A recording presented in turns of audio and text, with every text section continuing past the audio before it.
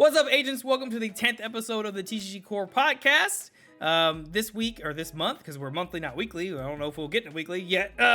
It's just me and FrollyCat, and we have a lot of stuff to talk about. But before that, how was the start to your new year? Start of the new year, very exciting. Doing a new job, still sticking at the card store, so hopefully I still maintain that insider knowledge. But very good. We're off to a positive start, and I didn't think I would say that right before February. Nice. Man, I'm still like confused as to how it's February 1st. Because I feel like the year just started like last week. So this is 2024 is already moving a little too quickly for me, but it's all right. As a small spoiler for what's coming in the show, we gotta pour one out for my homie Metazu. Yeah, you know what's funny is I just recognized that you were wearing that shirt. Dang. Oh, thanks, Metazu. Oh, Metazu. I remember a few folks from stream like, Sid, you gonna play? I'm like, no, I can't. I saw the artwork. I said, I'm good. Wait till I drop the rumor I've heard from a YouTuber that I'll have to name drop, so I'm not plagiarizing them. Oh God. Okay, that should be fun. But before we get into Metazu, we have to talk about Card Fest because one of us went to Card Fest and Battle Hour. This was amazing. Card Fest was cool too. But I will say Card Fest, Bandai, amazing concept, but the execution, man, I won't say it was bad, but I don't think they realized how hectic it is to have One Piece, Digimon, Battle Spirits, I think that's it, in one room together when One Piece is so freaking big that, and the Union Arena trial stuff in like one room was crazy. Getting into the venue the first day wasn't hard per se, but because of like One Piece in particular, because it's like 2,000 people or however many people were playing in that Nats, I know it was a big ass number. Most of the people there were for One Piece, which is fine, but I almost feel like you should have like one pass, but you can go into each one has their own room or something. But it was really cool. That's fair. So not going myself, I only had to live vicariously through streams and through Twitter. And the only thing that was weird was like I definitely heard a lot of complaints about the line and everything. A lot of discourse about like, is a game dying? This game's not dying. Look at this line. I mean, I will say preparing is insane, and like I'm sure getting another room is so goddamn expensive. Yeah. But I also don't think they expected the One Piece kids the way it went. Last year we had the complaint about like, oh cool, like you had to win an event, you had to get there. This year we also had buy-in tickets, so I imagine that crowded up blinds, that crowded up tables, made it a little bit busier. But man, it did look like a good time. If we just go by like all those videos that have like some EDM song over top of them, and there's just like people walking through the con, it looked good. Yeah, it was super cool. All the little goodie bags you got of stuff was dope. We'll talk about the actual event. So those of you guys who don't know, I played for the Dragon Ball event. I didn't play for Digimon. So I'll be talking mostly about my experience on the Battle Hour side. And then, of course, we did go to the Card Fest and check stuff out over there. It was really cool just to be like a celebration of like all these different card games, especially they're all anime based, so that also helps them, I think, because especially for Battle Hour, you had some people who were just there for Dragon Ball Fighters, some folks who were there for the different announcements and stuff like that, so that was really cool. I just wish that like next year, like don't do this, right? Like making these two separate passes. So for those guys who didn't know, you legitimately had to register for each one individually. So even though the two things were literally right next door to each other, if you didn't have one or the other, you couldn't go to both. So there were people who didn't know that, so then they went down to the Card Fest line, and then they couldn't get the visitors pass, and because like you had to like register beforehand, like I would just love to see like one thing, just one pass that gets you into both. I understand that Battle Hour is kind of different because it covers like video games and other stuff too. It's like a celebration of Dragon Ball as an IP, so that makes it kind of hard. But like a one pass system, I think would make people's lives so much easier. Also, next time, especially if they do it in LA, which I know would probably be mad expensive, it'd be great if they did a better job with the lines. Because when I walked up there, nobody knew what was the One Piece line, what was the Digimon line, what was what line. Like, it was very hard to tell what was what. But once you got in the venue, it was great. It sucks that it wasn't their first time at the same convention hall, because it was at the exact same convention hall, right? Yeah. So, different like, section of it, but the same building. Okay. Well, yeah, you'd think you'd have a better layout of what you're going to be able to do, but like corralling people is very difficult. I always err on that side. It's funny you say that about Dragon Ball too, because it's like if they did a Digimon exclusive one, we can both agree that the audience is not as big for Digimon as it is for Dragon Ball as just an IP. Yeah. So like I don't think anyone would have complained about getting access to Dragon Ball stuff as well. Like why wasn't this Bandai Fest? And then follow up on that, it's like you could have made tickets more expensive. Grant, I don't know what a ticket ran you, honestly, like day of. On a day of, I think so. Day of, it's like free to get in, but it's like there was like a lottery system for people who didn't pre-reg. So I'm pretty sure like everything getting in was free. Then you paid for obviously if you're a player, you paid like $30 to play the game or whatever. All in all, like cost wise, it was great. Like, I don't think you really paid anything to like get in and experience it. Where they got you was like the shops where I bought, my beautiful ass Beast Gohan here. So like that's kind of where I think they got you mostly. But generally, and folks in the comments who are there as spectators and visitors, like let me know whether that's different, because I know I didn't pay for my spectator badge for Card Fest, and I could have played in side events for Digimon, One Piece, and Battle Spirits, and I'm pretty sure it would have been free for me even as a spectator. I didn't get a chance to, but I'm pretty sure I could have. Yeah, I'm just surprised you don't do like $5 youth tickets and $10 adult tickets as like just entry, and then you potentially pass that on, or you just keep that, and then hopefully that funds your second room or whatever you're saying. Yeah. But margins are tight, I suppose. But it did look like a ton. Yeah, it was really cool. To the folks who I saw who like knew me, I am so sorry if I was mad awkward within the first couple seconds. So there's a couple people who like walked up to me like, "Oh, hey, you're Agent SD3, right?" And I was like, "Who? Me? What?" And for those of you guys who were telling me that you watch the podcast or that you watch the deck profiles and stuff like that, I really appreciate all the support. So again, it's not that I was like, please get away from me. It was more like I had that moment of like, oh shit, yeah, I do make content. No shit, yeah, like y'all like engage and watch it and that kind of stuff. It was just a different sort of moment. So I just want to say, like, I really do appreciate you guys, especially Zero, I believe, who came up to me during one of the lines and watches the podcast and found us through Dan. But that was also a really like interesting thing, was like seeing other content creators and like remembering that like, oh yeah, like I actually watched that person talk about various things in the game. So that was like a really interesting experience. I think I noticed that more this year than last, but that's also because I watch more Dragon Ball card game content creators. Sorry, Digimon, more so because I feel like there's just so much more for me to learn with that game than there is for Digimon, to be honest.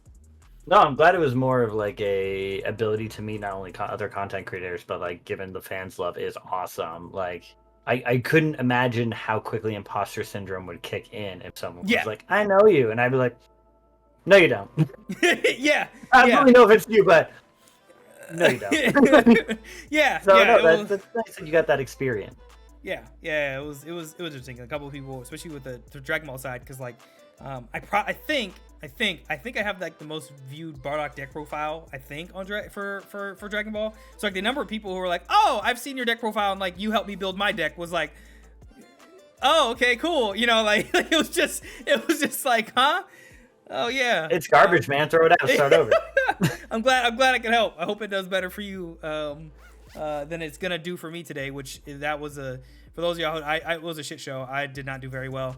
I ran into basically one of the best decks 5 times in a row, while my buddies saw it once or twice. So it was just a painful experience, but it's fine. It's fine. Everything else was good.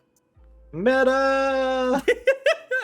Yeah. It was an experience. I think there's a whole series of videos and topics that we could make just covering like prepping for in-person events, because 9 rounds with no food is, you want to die by like round 4. So maybe that's something we could talk about in a whole other thing of like how to prep for these events, because it's like it's a war of attrition.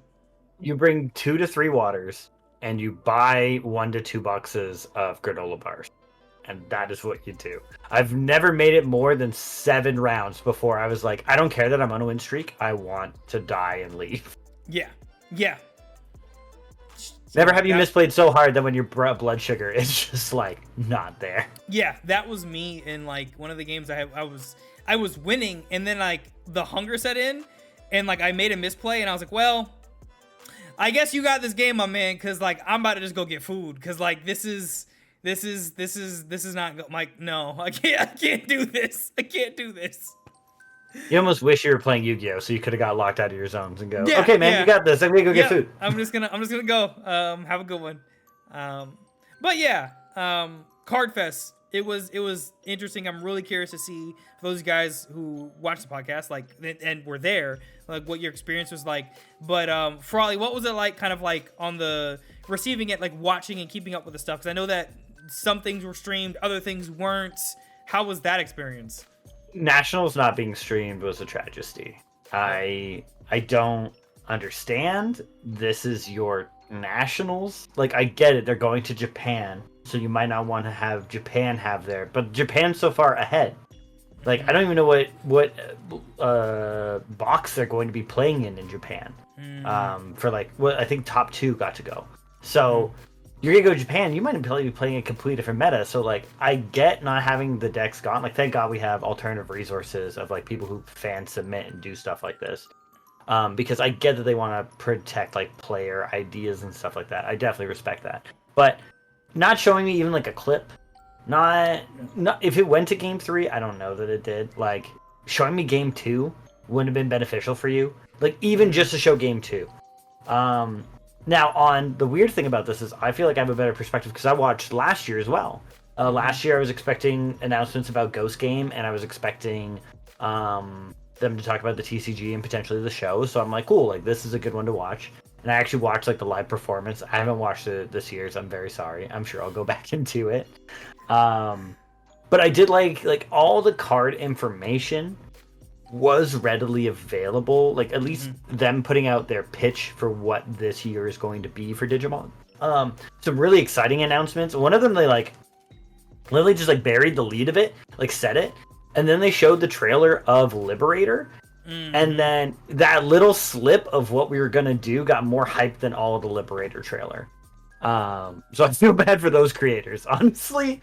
It's not easy making a Digimon IP in any way from anything I've read about, except for maybe if you're a voice actor, honestly.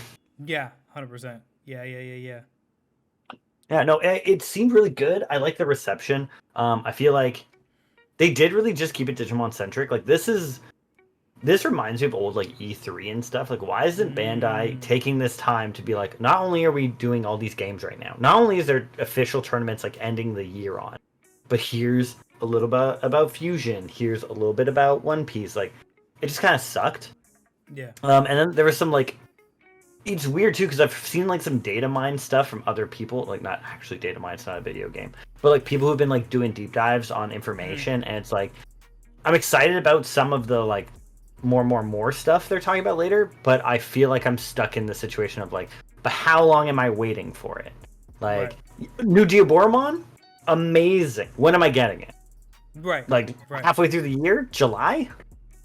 You know, but I think, you know, that kind of leads into the other thing that I was excited about, and that I heard, you know, secondhand, and then I went back and looked up about, like, finally they're going to be aligning the games, so everything will be like a universal release, which will be interesting to see what that does with like prices of things and like metas for us.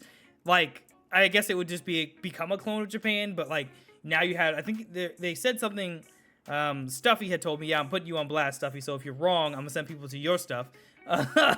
Of like, I think BT18 is where they're supposed to start that alignment, because it's supposed to be multiple sets combined together for us. I don't know the timeline for that. I thought that they had mentioned like summer of this year, summer, fall, which probably makes sense. I'm really curious to see how that's gonna go with like aligning things.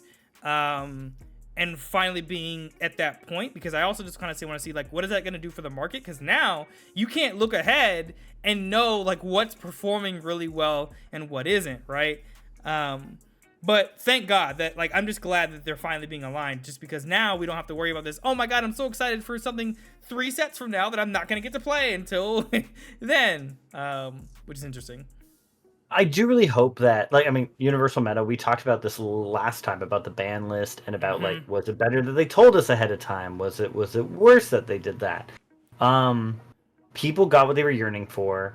We're gonna have a Universal Meta, and what I like about that is this puts us into Magic territory, like Magic the Gathering, where every card from a set is going to be released ahead of time. You're gonna know. You're gonna know what you're buying.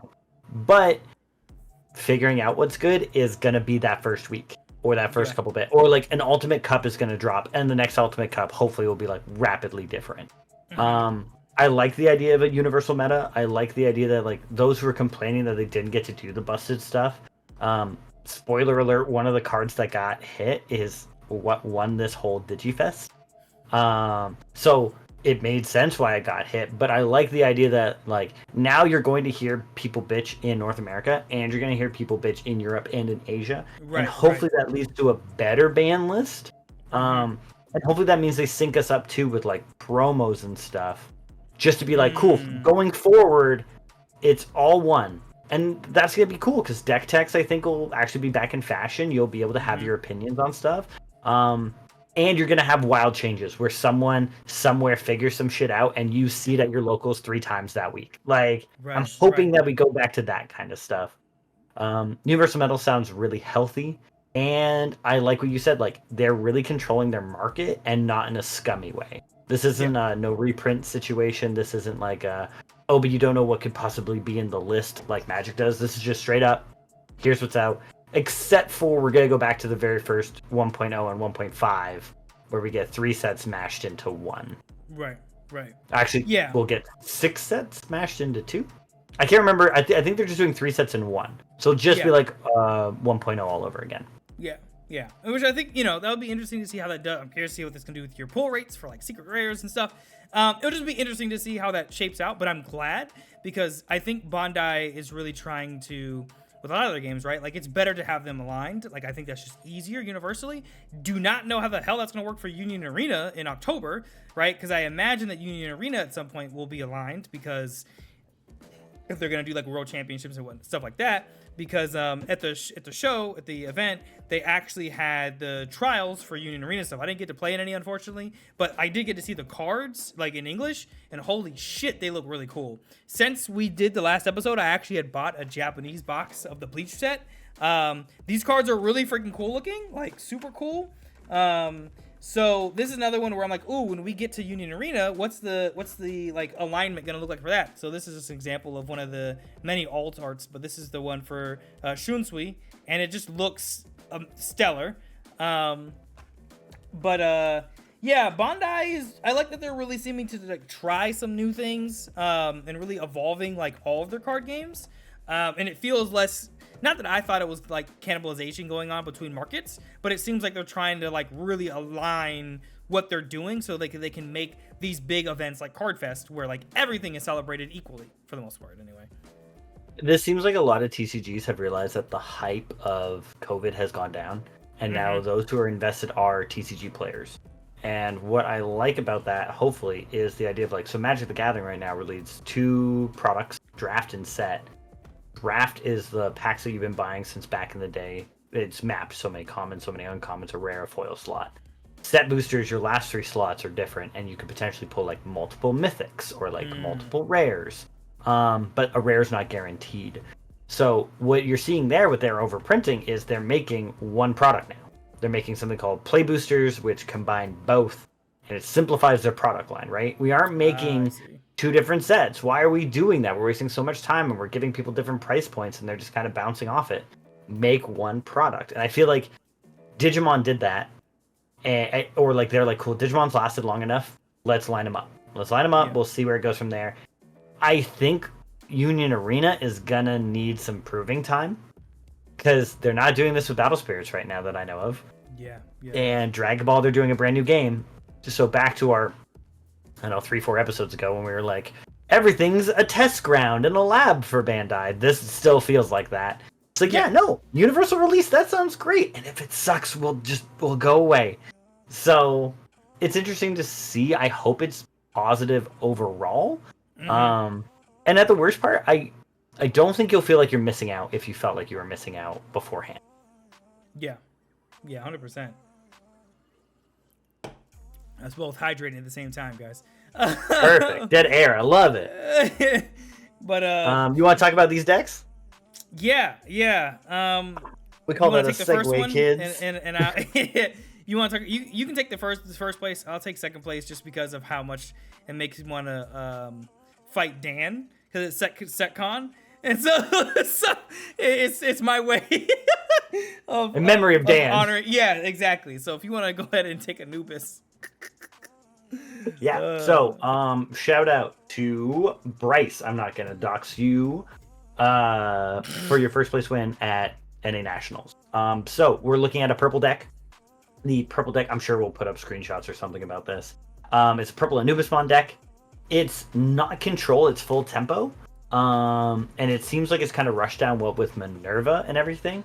Notable things about this deck I really liked.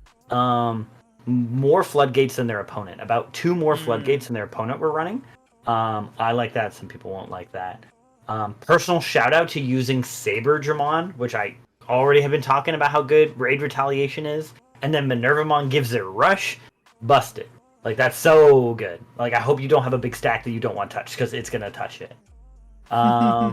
We go into the Anubis, which is like bringing stuff back, but you could bring back huge stuff.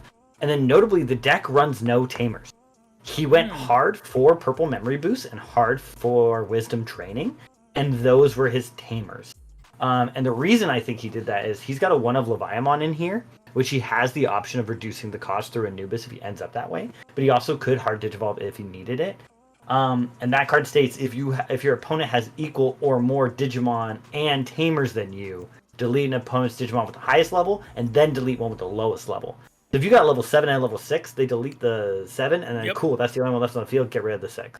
And not running any Tamers basically guarantees him that he has that option. And my other thought is that, like, he's bringing stuff back with, like, Minerva. He's giving stuff with Retaliation Rust. He's got stuff like Blue Marimon, which is you play Digimon by effect gain a memory. He's got Dobermon, which can give one of your Digimon Retaliation, meaning that you could just give something Rush. And he ran Spawnamon, the 1 of Spawnamon, and 4 Ignitemon, so he could tuck one thing under Minerva to guarantee to bring 2 things back. Super interesting tech. I think this deck just wanted to build up, Swarmfield, go hard, and then its fallback mechanics for Death X, and its fallback mechanics for Shine Gray, Ruin Mode. And the cool thing about that is, with Anubis, because it's not limited to level, it's just how much you want to pay, you could go into Leviamon, get 2 pops off, and then be like, cool, Ruin Mode, give me an extra turn. Give me a recovery, what do I need?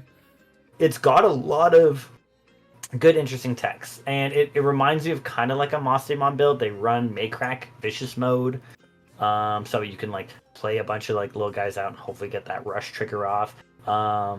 They run one of the Black Godamon from Ghost Game because it's a security Digimon. I can just go off. Really interesting deck. Super cool to see one with no Tamers.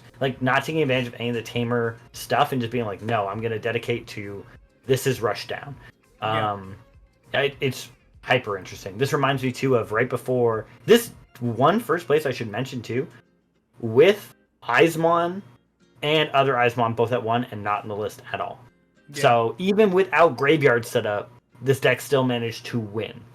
And especially what it beat, I'm really interested to see those VODs when they finally get released. Yeah, that'd be nice. Jesus. Any comments, things that you notice about Bryce's or not?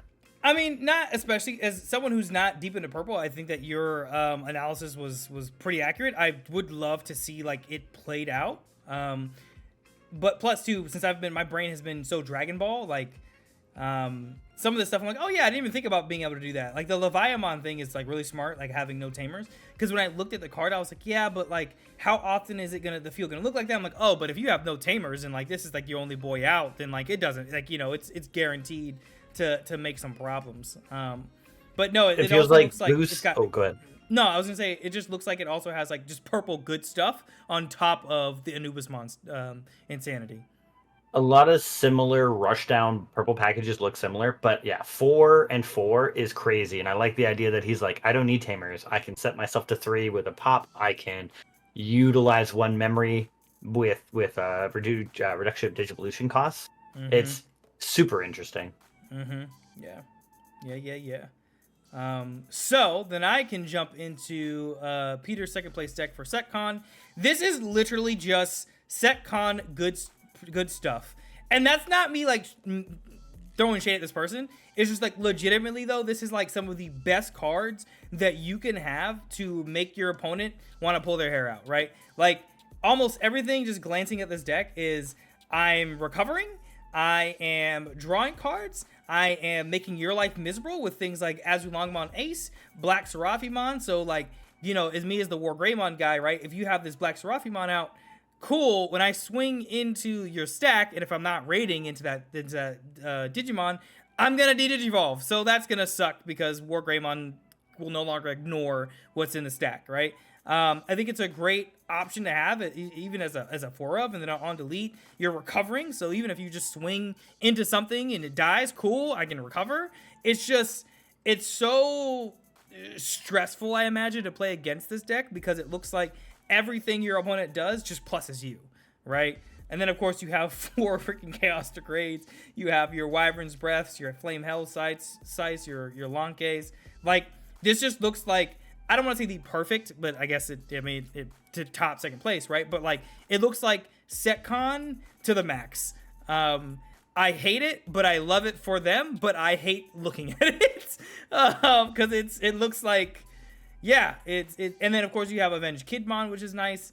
Then they're even running the X program, which I was like, why? And then I kind of remembered what all it does. I'm like, oh yeah, X program is also just like a really nice one-of tech to have in the deck. For those of you guys who don't know, it deletes 1 Digimon without X antibodies and traits, and then if both players have 3 or more Digimon in play, delete all Digimon without X antibodies and traits. So if your opponent is deciding, ooh, let's try and go wide on you, you can be like, all right, cool. Here's another way to just say no. We're just gonna get rid of everything. Again, as a one-of, that's great. But yeah, it just seems like SetCon doing SetCon things. I will say notable inclusions to me, hilarious, was Digimon Emperor, just to make sure he could play X program if he drew it. Yep. Normally we would see analog youth here 9 times out of 10, but not having level 5s as sources just means fuck it, why would I? Yeah. The crazy thing about this deck that you had brought up, and I like was playing against the 4 Sovereigns deck, I super noticed a lot, is like it's so cool for this deck to be able to hard play Magna Angemon, get a recovery, either one for 4 cost or for 7 cost, and then it's your turn. You're like, you know what? I'm gonna swing at that. I'm gonna get rid of it, whatever.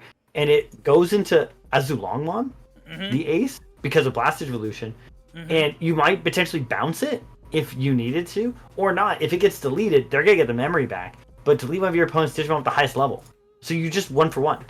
Like you may have gained, like granted, if it's Magna Anja into Azulong, which I don't know if he did or not. Like that's 7 memory you're giving someone. Right.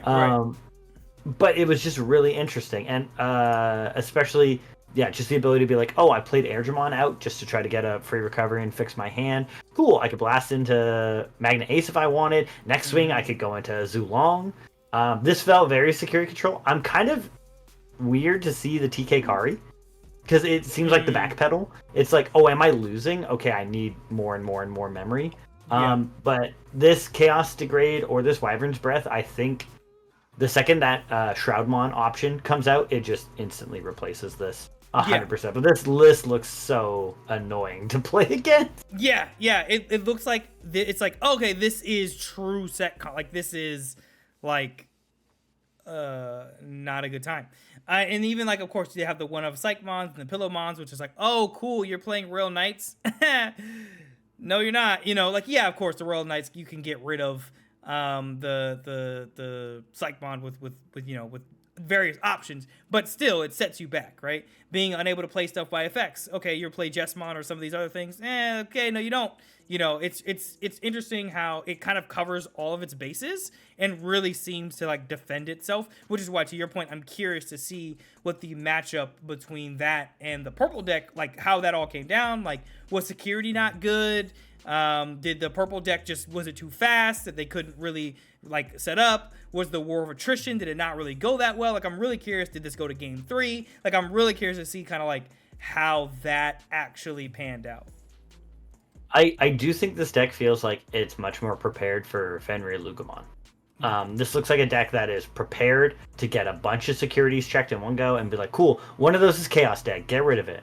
Like, I don't care, make it my turn, get it out of here. Especially with like Alliance potentially 3 checks. Like, this feels so much more set up for something that wants to OTK it, but can't protect itself from options. Yeah. It's very interesting. I mean, you know, SetCon doing SetCon things. Yep. However, just popping over to the third place deck, the Blue Doggo. Galgamon. People have been singing the praises of the Blue Doggo, I think, for a while, and it's actually really cool just to see it place here in third, no less.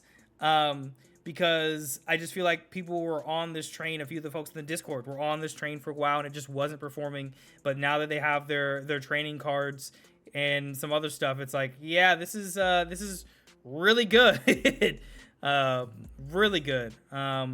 Do you have any initial thoughts? And also to acknowledge the person who played this deck was Daniel. That's their name. So no, perfect, and not Ardan. Not our This is the first deck to break tempo and actually run a hybrid. I was gonna say like, oh look at that, no hybrids, get out of here. But of course, Blue's got to run one. I think initial highlights to this deck. Shout out to the Gomamon that's busted, and shout out to the Bukamon just for being sticky. Zubamon Ace is the card I expected to be the game changer of all game changers. The fact that it strips sources, the fact that it doesn't have to be the same one you bounce, the fact that we're in a meta with aces where you can get memory back means you can play this for free or for 1 if you bounce something that's got ace in it or strip those sources.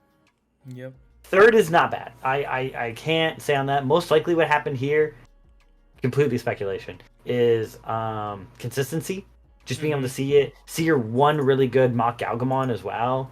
But this feels... It's weird to say that this feels like an older deck, but this reminds me of All Force. This reminds me of a little Examon to that degree of just like, I'm gonna punch you to death with one dude in one stack.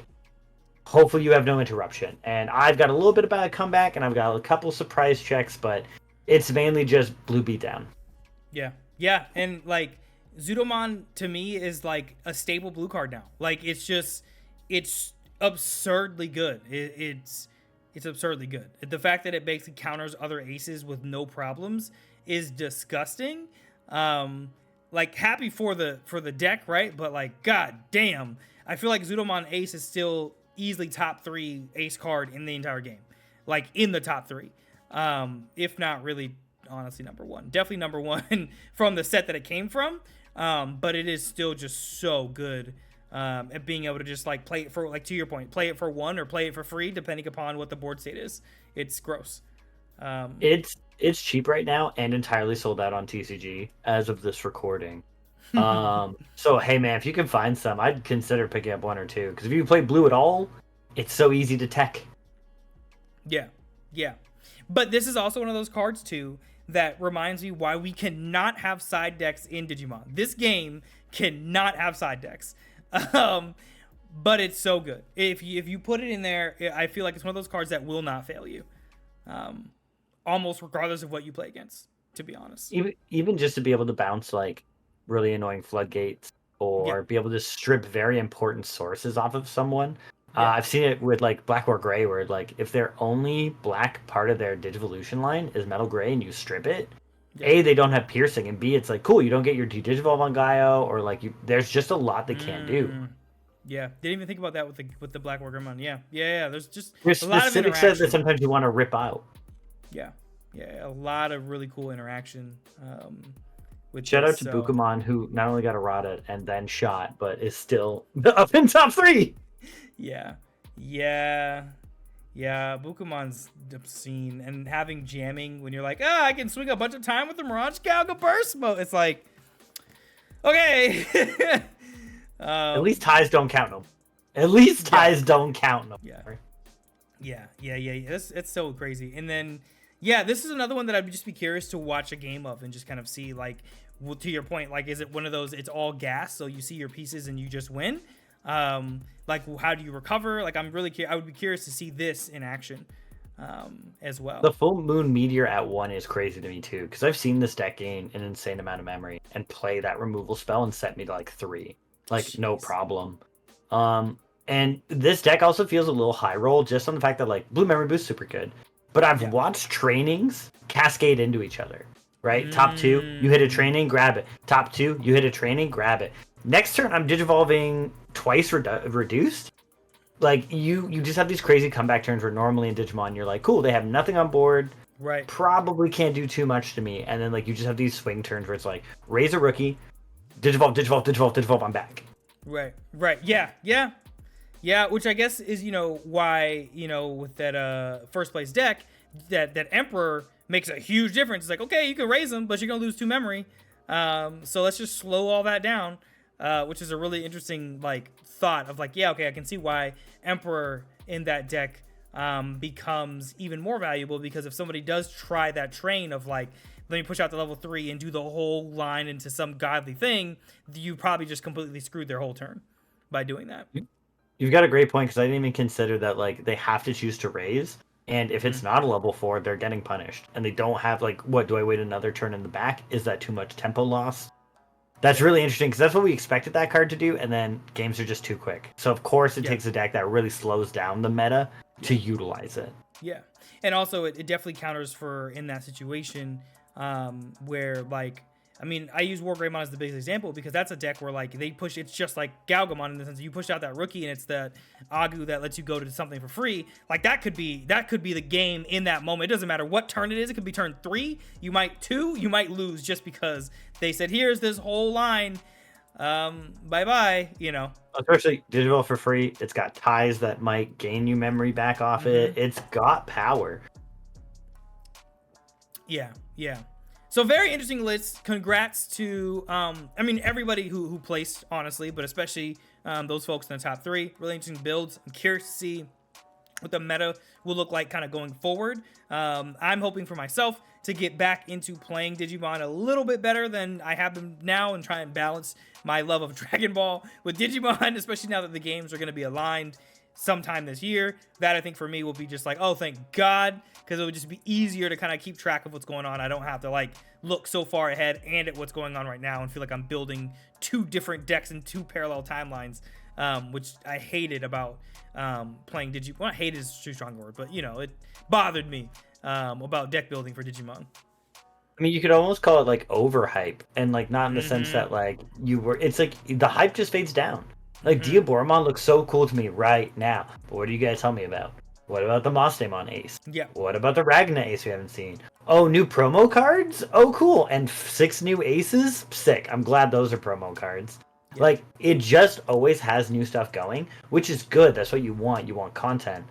Well, and, like, you want new interactions and stuff. But at what point do I remember 3 months later that I'm like, oh, did that come out yet? Like, I've been thinking about crazy other bullshit that, like, just got announced 2 weeks ago. Yep. So hopefully it aligns that. And then I've seen a lot of people who aren't up to date on Digimon stuff, like, come into a game like a format too late. Like, people have come up to me and been like, oh my god, like, Galamon's like one of my favorite Digimon of all time. I'm like, man, you missed last meta. Like, you missed the last meta where it was real good. It's still okay, but... So I hope that kind of information leak gives people the time to prepare to get stuff and to get hype about knowing what they're gonna build and do. Yeah. As long as spoilers keep us pretty well there. Like, I would just love to be on Japan's release schedule where it's like, hey, this doesn't come out for 2 months. Here's a card every day. Yeah. It's phenomenal. Yeah. So, segue. I'm just gonna call it out like that now. Segue. Fusion World. Okay, so for my Dragon Ball fans, we did pick this up. Now, y'all know how I feel about Frieza. He's not my favorite dude by any means, but we did get us a Frieza deck for Fusion World. So we will be playing that. Now, I said this at the event, and I'm gonna say it now, and I said it before we started the recording. I would not be surprised if Fusion World hits like One Piece numbers in terms of the amount of turnout for events. So when I got there for day 2, they were doing the exhibition match tournament, and you could go and buy the Fusion World stuff and get a deck. The tournament was for 256 people, I believe. And you would get a cool like gold foil card and like all that kind of shit, right? So I was like, all right, cool, I'm gonna get there early. So I got there at like half hour to 45 minutes before it opened. The line was still out the door, like around the building type of thing, but it's confusing because you don't know who's there for One Piece and who's there for other stuff. So whatever the case, we get in. There was a shit show, but I won't get into that. But we get into the building, and by the time I get to the Dragon Ball stuff, I'm like, I think one of the first few people there. The line is wrapped like all inside this big convention hall room. So it's just going, and there's way too many people. So I didn't wait in line. I actually just bought this off somebody else who had bought the deck. So I copped it off them. But like that line was there for like 3 hours. The event sold out pretty much instantly. They hit the 256, and then the line was still going after that. They sold out of everything Fusion World. Like it was all gone.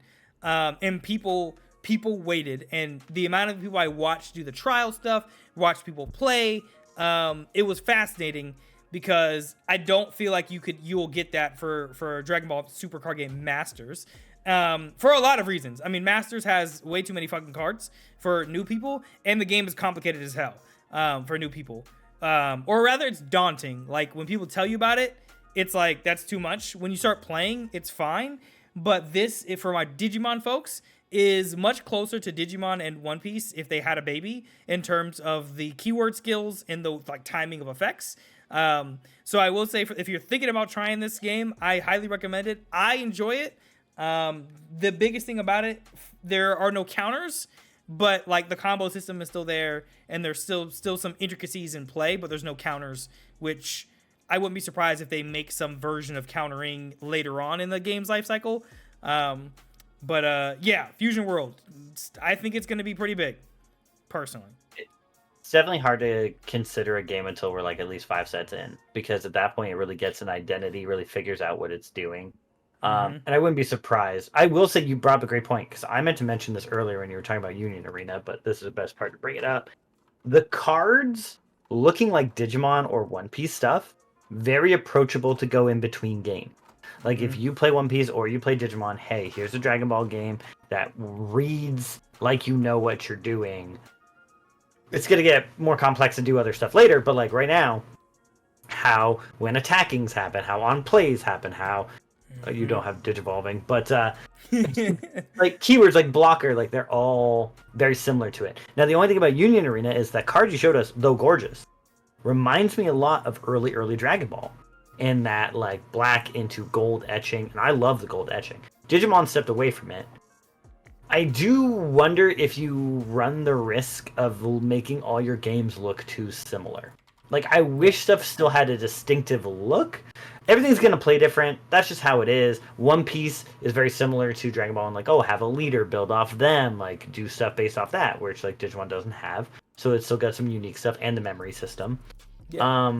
But I just hope that they find their own unique way of doing cards.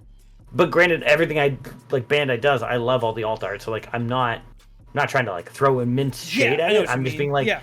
How do I make sure that I know a Digimon card from a One Piece card from a Dragon Ball card without looking at set numbers or like things in the corner?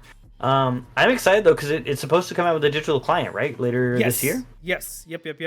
So if you're interested in all, go ahead. No, I was gonna say I don't know if it's simultaneous with the physical release, but it might be. They haven't confirmed this. Though. This is sick to do an online card game to like be able to test the deck. I feel like we've talked about how Magic Arena and whatever the Yu-Gi-Oh one's called, Master Duel, that brought so many people back into paper. So hopefully it does the same thing for Dragon Ball. And then my other hope is that, talking about the alignment of the game, I hope that Bandai plans on releasing one for Digimon, but it would make way more sense to do it once everything's together. Because at least at that point, it's like, cool, we're just translating languages, we're making sure we like program it in. I feel like it'd be far easier than like, hey, make the Japanese one, it's gonna be different and more complex, so we don't know what we're gonna throw at you skill wise, and then make this one. Yeah. So we're probably still a year out from that, but it's a hope. And I mean, I think with Digimon, it just makes sense based on the freaking IP to have a virtual version of digital monsters. That just makes sense. But to your point, I'm sure that it just makes more sense to wait until everything's aligned. That way, like, you just don't have to do everything one time, right? That makes way more sense. Yeah, no, that's my hope. And like, as a non-Dragon Ball player, as someone who's played it 2 to 3 times and kind of gets what's going on, the intricacy of Dragon Ball, I could see a lot of players missing. The back and forth on timing, the back and forth on comboing, but it's so hard to judge it at this point. We're so early days. It's hard to be like, well, this game's shit in comparison. It's like, well, we don't know. Like, Dragon Ball's been around like 3-4 years. Give it a chance. Yeah. But I do get high-end collectors who are like, I'm not happy. I don't enjoy it. I don't know if I'll do another one. But as someone who hasn't, it's kind of fortunate for me to be like, maybe this is the time I try it out. I gave Master Duel a shot. I didn't make it, but like, everything deserves a shot. Yeah. And, I think the thing that's interesting to me about Dragon Ball, which I don't think anybody has talked about, is the back of the card is the same as Masters. They didn't change it. So I'm like, interesting. Not putting on a tinfoil hat and saying that I wonder if they're going to literally fuse the two games together. I don't know how you would do that. Like, I have no idea how you would do that. I have no idea how you would do that and like keep things like, you know what I mean? Like, I don't know how you do that. But there are times like when I was looking, I was like, that's interesting because Masters, not next set but the set after, is supposed to be getting a redesign on the cards. Like, they're supposed to be updating the front of the cards. I'm like, how is that gonna look? They're also so Fusion World is doing alt arts of the leaders, which is really cool. But just now, with the next set, Masters of Dragon Ball is doing alt arts of leaders. And they hadn't done them before. It's like a whole new rarity that they're dropping. So I'm like, interesting. I wonder if they're testing this idea. I don't even know. But again, I don't know how this would even work if they merge these two games together. I don't know how it would work. I don't know. Again, that's a tinfoil hat thing. The logistics of it, I think, would be a nightmare. But you never know. That's all I'm saying. The funny thing, honestly, if they don't do that, at least make that the April Fool's joke. Like, please. Like, not even to throw fire onto your theory, because normally, it's all speculation, but like, they're reprinting those card backs as card sleeves. Yeah. That's their next run of card sleeves has that as the back, and I believe the Dark Dragon Ball ones again. Yep. So, obviously they have an attachment to it. It'd be so strange, but if they gotcha'd me, if they put the word fusion into this goddamn game and I didn't think about them putting them together, like, I hope you're wrong just so I don't feel dumb. Like, real talk. Fair. That's like, fair. I want you to be right, but like, I don't want you to be right because I'll be dumb. No, that's fair. That's fair. Yeah, because I'm like, I don't even know what that would look like. Would you say that, like, from a certain set onward, like, okay, cool, Masters and Fusion World are now, like, I don't know. Let me stop before people are like, but I don't know. Speed Duel. Speed Duel might be the only good example of, if it was printed in the original card game, you may use a Speed Duel card in Masters, and vice versa. So mayhaps there is a little bit of like, they're like, oh, we like some of the last stuff we released. What if we give people incentive who bought on the last stuff? We bring some of that forward. Yeah. Oh, you just blew my mind. I wasn't ready for that one, bro. Like, what if they change some of the keywords so that like they read better? Because I will say, like, I fucking hate auto effects. With Dragon Ball, like, where it'll be like auto, and I'm like, is this an auto where I swing? Is this an on play auto? Like, which auto is it? It drives me nuts. Whenever you get condition. Now, but yeah, right. It's like, I gotta make sure I read the whole thing, which card players don't read. And so, yeah. No, it's a good point. Like, I even had that where it was like, I like the idea of auto effects automatically go off. Like, we had this a little while ago where, like, oh, if there's a negative thing on the board for Digimon and I play a guy, do I get his on play right before he dies? And they were like, no, like, that guy straight dies before he gets to do it. Whereas Dragon Ball would have been like, nope, he entered, he does it because it's when he enters, then he dies. Yeah. So yeah, you definitely had to read your autos, but now that's just when attacking on play. Like it just seems simplified. And they've had years to work on these designs, so of course I feel like they look at the old one and they're like, "This is a good game. This is a really good game, but it needs a facelift and it needs some tuning, and we put some dumb shit in it." Yeah. So I don't know, man. I honestly think Fusion World's gonna do really well. I think it's weird to watch some folks be like, "What is happening with Dragon Ball? It's a dead game." And I'm like, I go to events like Battle Hour and shit like that. I'm like, no, the game is fine. Like our regionals had 400, or Nats had 411 people, which I know some people are like, oh, that's still small, but I'm like, no, I mean, I don't know, dog. Like, they have people who are traveling from abroad who came to play in our event, and yes, I'm sure Battle Hour itself had a big part of that, but like, no, people were there, they were playing. It's compared to what? Yeah. I'm like, I don't know, man. It's doing pretty well, and I get it. Some people are like, oh well, it wasn't advertised with Card Fest. I'm like, yes. But like that's because Dragon Ball, I'm sorry, is a bigger IP than these other. It's lauded in a different way. One Piece is a card game is newer. I think if One Piece had come out before the Dragon Ball card game, it would be the same thing where One Piece is in its own section. They're doing all its own shit because One Piece is a massive IP. Dragon Ball is a massive IP. I mean, the fact that like they linked it with Dokkan Battle, with Legends, with fucking Dragon Ball Fighters, and then like announcing new stuff. You had producers coming there to talk about the next show. Like it was a much different like arena than like the traditional Bandai Card Fest or the first Bandai Card Fest. It's just different. That's fair. I could see that being an interesting thing because they're clearly like hard leaning on to. I mean, people keep talking about, like you said, like starving the market. Like you just go in waves. Luffy, when he got 5th gear, is where that game exploded, in my opinion. Like, I know the Romance Dawn Zoro's good. I know that. But I don't know anything about the card game. Like, it was 5th gear where people were like, I'm in. And it's signed. They did the Weiss Schwartz thing, too, where it was signed by the author.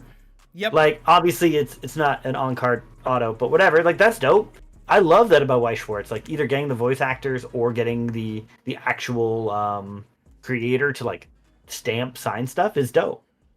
Hell, bro, for just going to the event for Card Fest, they gave you this Luffy. For just going. Hell yeah. For just going. So it's like, what? But what'd you get from Digimon?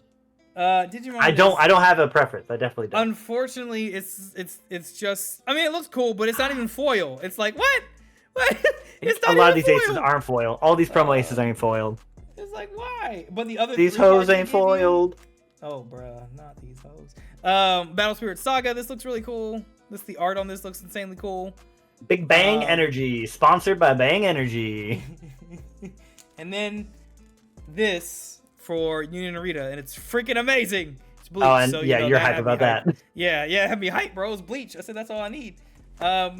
So you got strawberry on it right there. But yeah, no, y'all. Card Fest and all the stuff that Bandai is doing is interesting. Like, I think there's a lot to be excited for across these different games. I think that, like, it's okay to like multiple games. You don't have to shit on other people's stuff. The only reason I say that is because I just feel like I keep coming across random weird negativity around, oh, Bandai's doing this, they're doing that. And I'm like, yeah, I think they have problems. Don't get me wrong. But I do think that, like, they're attempting to really do something different with their IP, and it's smart that they're trying to find ways to link it to, you know, Bandai owns or has their hand in so many different things, and trying to find different ways to link, like, the card game with the IP itself, with the shows, the games. Like, it's just interesting that they are really taking this more worldwide approach, and trying not to silo off, okay, Japan, you just get this, and then everyone else, you get this. Like, they're really trying to, like, build those bridges, and I think that's fascinating. Especially with the fact that they are getting our Imperial Dramon Ghost art that was NA exclusive and is now coming back there. I think they realize that there's, like, people have FOMO of, like, even missing out on a lottery card, like, you know. So segue. I'll let you choose this time. Do you want to talk about, you know, my number 1 card game, or do you want to? Have you seen any of the Digimons from Digimon Liberator? I've seen a couple. Yeah. You've seen like the rookie, the champion, and the new tamer. Rookie. Yes. Okay, so you saw they got champion stuff. Yes, I did. It actually has me excited. Like, I've been reading a lot of webcomics to begin with, so like this, I'm like, oh shit, this is gonna be pretty cool. Digimon's getting one. And I think it will be. I don't want to steal your thunder, but you would mention this. No, go for it. I think it's really cool that this is how you might get to like the online card game digital client, and you could do something where we spin it off into like its own like living game. I hate games as a service, but like you could do some really interesting shit by like tying like the web novel webcomic into like a digital client where like the characters are like part of it. Like, I don't know, I think there's something really cool that you could do there.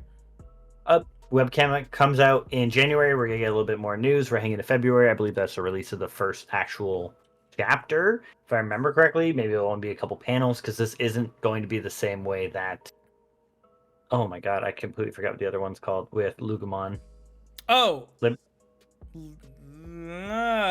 Yeah, that one that I totally know, and I 100% know. I see all the images, but I can't see the name. Seekers. Yes, I got you. Seekers. Jesus. So okay, to backpack on your thought. That's my thought. That's your thought. These two characters literally remind me of a Pokemon game where you load in. And it's like, are you a boy or a girl?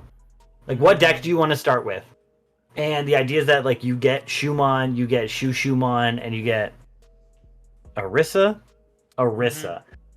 Or you go the Petromon. Yeah, I can't. It's PTER, whatever. So you get him and Galemon and his tamer. Like, that seems really interesting. And that was my original. I got unhinged on Twitter one day and just like went into people's like replies. I think it was Mario Gaming. So my apologies to Mario Gaming. But I popped off because everyone was like, oh, no online client, blah, blah, blah. Oh, no online client. And I was just, like, sick of hearing it. Because, like, I wanted to. Like, I don't want to be that dude. Like, I'm not trying to neg on anyone's negativity. Like, I get it. It's not what you wanted. Feel that. I'm with you on that. I sympathize with you. Yeah. But these things take time. And Dragon Ball doesn't even have its online client out. And why would we be first? Like, it just makes more sense to do it. I mean, we might be, like, we won't be Fusion World, but, like, if they do that, like, that's who we're going to piggyback off of the build of. Like, that's what all the autos and, you know, like, a lot of that code's going to be recycled. This seemed like such a clear entryway in with how many people loved Seekers, but just got a novel that wasn't as well translated as it probably could have been. Liberator reminds me of this, where it's going to be, hopefully, something that, like, just doesn't die as another Digimon IP.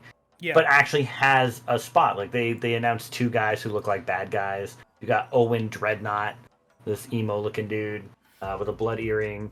And then you got Zenith, because, like, we don't get called the Pokemon Stealers enough. Especially with Shumon getting called Pikachu. Like, but no, that's my tinfoil hat theory. Yep. Where, like, this makes sense to me as like if you had to have a story mode in a game to teach someone the game, would it make sense to like pick a character, go through their story, have a couple battles, and then there's also like an online lobby version where it's like, oh, would you want to play in ladder, or do you want to do like these story things where we work story and rewards into stuff? The fact that they're getting actual cards confuses me, but they're promos, so it's not like they're in a set. Right. That I think is the saving grace at the moment. I think they're testing to see if it does well. And if it does, just like Lugumon, they're getting in a set. Yeah. No, I can see that 100%, you know, and I think, you know, like, yeah, like, I understand that people have their opinions about things. I think that's fine. I do think that there is a line of, like, where your negativity is purely destructive. It's not helping anything. And, like, I understand that, you know, you feel how you feel about shit, and we all do. But, like, yeah, I do think that, like, there is a sense of optimism that, like, people, I would hope, would adopt about a lot of this stuff. But also it's like complaining about it isn't going to do us any good. Like, right, being like, oh my God, there's no digital client yet. I'm like, I'm sure you will get one. We will get one. But like, there's a lot that I'm sure that they have to also consider as they try and build this out, because to our point before, the games weren't aligned. So then do you have a version that's like, it's a global version anyway, but it has all the cards, not including the cards in Japan? But then if you do what Fusion World's doing and what Pokemon does, you have the code cards. People in North America or outside of Japan can't get the new cards through code cards. So they have to spend money in game to get the new cards, because you can't buy, like, there's just a lot of like little logistical things where I think people either don't think about, don't care about, or are kind of like glossing over. And I think that once the stage is set right, and if Fusion Worlds one does well, you know, One Piece and, well, Digimon and One Piece are probably very quick to follow behind in terms of adopting those things. Like, I think that is definitely on the horizon. And it makes no sense for Digimon not to have one eventually. And I wouldn't be surprised too with Digimon. It's probably going to be just like with Dragon Ball and be like, have animations and be like a very well produced thing. The other thing with Digimon compared to Dragon Ball is Digimon, they're probably going to have each individual, maybe like Digimon animated. With Dragon Ball, it's just, they really just animate the leader card, right? Which is much less work compared to animating however many freaking different Digimon there are in the game right now. And I'm sure that like that's a consideration as well, because I don't think Bandai wants to put out some dinky little dingy thing. But you know, that's my 2 cents. No, that makes perfect sense. And like, we shouldn't, like, to backpack onto your point, we're not trying to say not being skeptical isn't good. Yeah. Like, obviously, temper your expectations, expect the worst, and hope for the best. Like, I'm not trying to say this is going to be amazing. But, because, yeah, like, they could separate stuff by, like, oh, you want to do Master Duel stuff? Do you want a dinosaur pack? You want to just pull dinosaurs out of here? And you're like, cool, I pull blue dinosaurs. I don't run none of those guys. Like, right. There is some shady stuff that you could do in online clients, or like even like hyper grind stuff you could do. The thing that turned me off about Master Duel was the fact that it was like, either pay to get a meta deck now, or grind with a suboptimal deck until I can afford to craft the gems to make a deck. Because it's like playing with like a disadvantage, which is not the worst, but like, if you aren't enjoying it, or you're just getting dummied by stuff, like, then like, how quickly before you turn off, or how quickly before you're like, well, I can't compete with this. These people put in money in. Like, people are looking for a chance to quit stuff. Yeah. And I think with these online clients, to me, having the actual packs that release in real life mirror what's online, I prefer. Like with Pokemon, which I play every now and again. It's just nice because now I know, okay, if I want to go make this deck, I know where to go find it. With Master Duel, I'm like, I don't know where the hell I'm gonna find these cards, because it's like fake packs. They have no full online database that's like 100% up to date. Like, it's just the fact, unfortunately. Yeah. So no, that's fair, and I think it makes the most sense, like we said, to sync everything up, get it going, and hopefully that's the incentive to get people into LGSs or into tournaments. And then to backpack upon myself 2 weeks ago, please, more tournaments, please, double please. Yes. I'm laughing because I'm thinking about MetaZoo. funeral time? Yeah. We can go to funeral time. I'll let you take that one away. Give the eulogy. So let me just say, we'll do that later. So MetaZoo, interesting game, great point of coming out. Love the humor. Very, very interesting humor. Not the biggest fan of the art. They had content creator cards where you could get if you were a content creator with the Bunny Man. Very cute. You had shots at NFTs. They made a card called Non-Fungible Token. Like, I think personally, there's parts of MetaZoo that were so cool, but some of the decisions at the company kind of got very strange. So they wanted to do nothing but LGSs. But for those of you who haven't played MetaZoo, it has you basically play where you're at. So let's say you're playing in the city. You are in a city biome. All city cards are stronger. If you play in a forest biome, all your forest stuff is stronger. So if a buddy of you keeps asking you to go camping because he wants to play a Sasquatch deck and dummy you, that's what he's going to do. So there was problems. After that, they pulled out of LGSs. Afterwards, they said that LGSs aren't really giving the game what they thought it should be giving them. And it just got to a point where they were like, no, big box stores are where we're at. Is where we're going to make our money. Walmart's got our back. So recently there was a notice posted saying that the MetaZoo Discord server was going to be taken down. No. There was an Instagram account with the MetaZoo that got taken down. The weirdest part about this, and where I'm taking all information currently from a gentleman I just learned about called Nick's Strength and Pokemon on YouTube. Supposedly, the running theory that no one knows where it came from is that the company is selling itself, and part of the agreement for it being sold is the CEO is being ousted. So supposedly, like again, super supposedly, no slander here, no idea what happened, just talking about rumors. The rumor is that he actually posted that post and then took it down because the Instagram account is back up, and so is the Discord server. And then the theory on top of all theories, which I think you're going to hate me for, who do you think's buying it? The rumor is Bandai.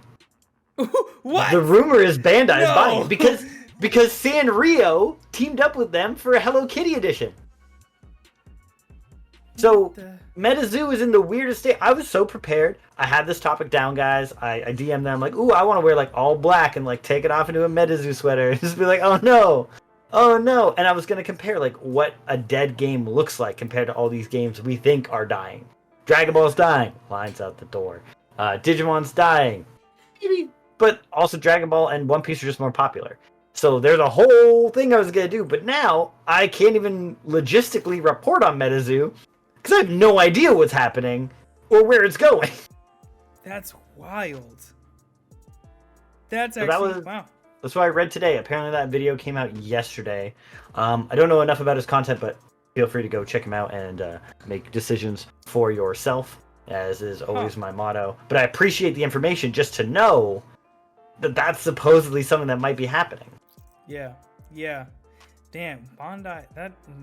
Okay. All right. Well, do they buy it just to bury it? Fix the artwork, please. That's all, guys. I'm sorry. Wait, a few of y'all would tell me on stream like, "Hey, so you should try out MetaZoo." I'm like, that artwork, chief. I'm not doing. They made skateboards, man. They made skateboards. I'm not doing that. It's the same reason why, as badly as I want to try the new Star Wars game that's coming out in February, I think it's this month. That artwork, I can't do it, chief. It's ugly. I know we're predominantly a TCG pass, but I feel that way about the new tabletop, miniature battle game about Star Wars, because apparently it's fucking nutty. Like, people are eating it up, and I'm hearing good things, but I'm like, I've got expensive hobbies enough besides expensive plastic that I'm not painting. That's fair. Yeah. Every time I thought about doing tabletop stuff, I'm like, I gotta paint shit. No, I'm not doing all that. That's too much. Oh, I love that. D&D is great because you paint one dude. The problem with Warhammer is like you decide on a paint scheme. You go, cool, let's do all of their skin, let's do all of their extras, let's do all of their feet. It becomes a factory line where I like weird looking fucking model, paint that dude, he looks dope, put him on a shelf, and beat my friends with him later. That's fair. It's just too much for me. I wish I had the time. Maybe that's probably the biggest issue is I got time for that. I mean, with me leaving my job, I'll tell my favorite story about Warhammer, where I was helping a gentleman pick out a gift for his boyfriend, and it was Warhammer, and he just wanted an explanation. He goes, "What is this game?" And I said, "Well, you buy your models, you cut them out of the sprues, you glue them together, you spray them, you paint them, and then you play." And this man looked at me, and I'm gonna cuss, so all kids cover your earmuffs. That sounds like a fucking job. And I will never forget it. Because to this day, I'm like, he's right. Yeah. That's honestly, for me, it's like, that's too much. No. I'm paying you, man. Paint them for me. I'm not that committed. I'm not that committed. This is not for me. That's fair. Final thoughts, my friend. Anything else on the horizon for you this year? Anything to look forward to? Oh, dang. Aside from, like card game stuff, obviously. Really excited just for like Fusion World, for Union Arena, for Digimon, for everything. Like, I feel like for me, like, I feel like I'm a fucking Bandai poster child now with all these damn games. I'm like, dang, maybe I need to play some other stuff, but like, I feel like I'm too much of a Bandai poster child now. Because I started Pokemon, it hasn't really gone anywhere. Lorcana is fine, but I enjoy these other games just infinitely more. But no, I'm excited just kind of like for everything that we're doing for the podcast, for Dan to rejoin us at some point in the future.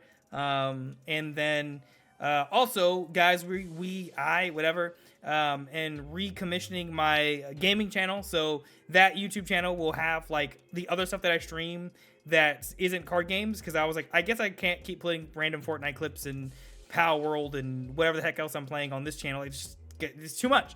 So that's going to be on the other channel. I'll put a link to that in the description box below. But that one will have a lot more content where it's me and my buddies just playing different stuff like Power World and Shrouded. We're supposed to be playing... dang, what is that? Not Rogue Company. What the heck is that game? Lethal Company. Oh, Lethal Company. So that should be interesting. Oh, I can't wait to watch you scream. That should be an interesting experience. But yeah, that's it for me. How about you? That's a good point. My hope is this year to get back into streaming this year. My plan is now with my weekends being available, hopefully I play more online tournaments. I definitely felt like I was limited, could only do a couple things, but like even like Wednesday tournaments or like weird locals, I'd love to get more in. I think this year I want to double down a little bit. I want to be playing more. I want to be doing more. But I think that's very optimistic to say at February 1st. So I'm not going to promise you guys anything, but if you're around, hopefully it'll be more than like twice a year. Hopefully. We'll pray for, fingers crossed, guys. Because Frolly, I think, was one of the first people I met and still talk to from Digimon. I'm pretty sure. So, yeah, and that's been like 4 years. No, it's crazy. Yeah, I think, right? Is that I don't know. Yeah. Oh my God. Yes, because 2020. Anyway, what is time? Pandemic's weird. What is time? I guess we're going on to year 4, but y'all get what we mean. It's weird. But with that being said, I really appreciate you guys hanging out for this episode. And if you have comments, suggestions, all that fun stuff, put them in the description box below. And really appreciate you guys. Have a great rest of your morning, night, day, whatever time zone it is, whatever time it is that you're listening. And we'll see you in the next episode. Thank you so much.